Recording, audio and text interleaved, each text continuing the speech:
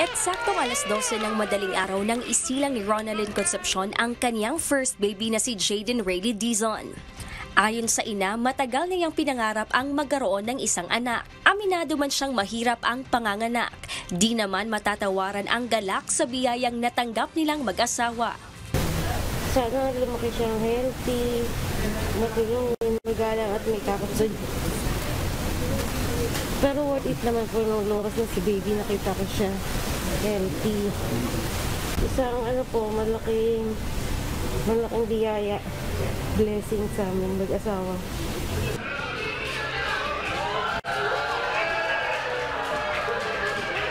Kaya gano'n na lang ang galak at pag-asa na dulot ng pagsilang ng kanyang healthy baby boy. Hindi lamang para sa kanya, kundi maging sa mga medical staff ng Dr. Jose Fabella Memorial Hospital. Ayon kay Dr. Brennan Ian Capuno, ang OBGYN high-risk pregnancy specialist ng ospital, taon-taon ay nasa 10,000 hanggang 11,000 ang isinisilang na sanggol sa Fabella Hospital. Aniyang walang binabayaran ang mga pasyente dito mula sa laboratorio bills at iba pang bayarin dahil inilalapit nila ito sa malasakit center kung walang PhilHealth ang pasyente. Samantala sa kasalukuyan nagluwag na ang ospital at inalis ang antigen testing sa mga nanay. Gayunpaman, nananatiling nakasuot pa rin ng face mask ang mga medical staff dito.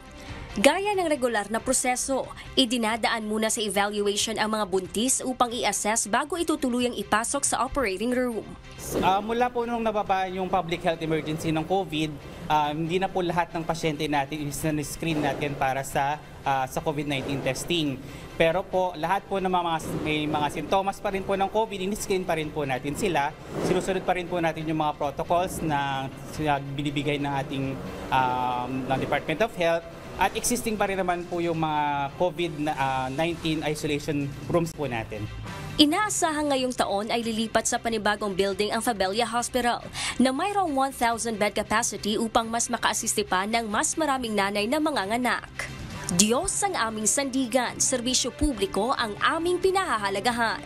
Gladys Tuwabi, humahataw!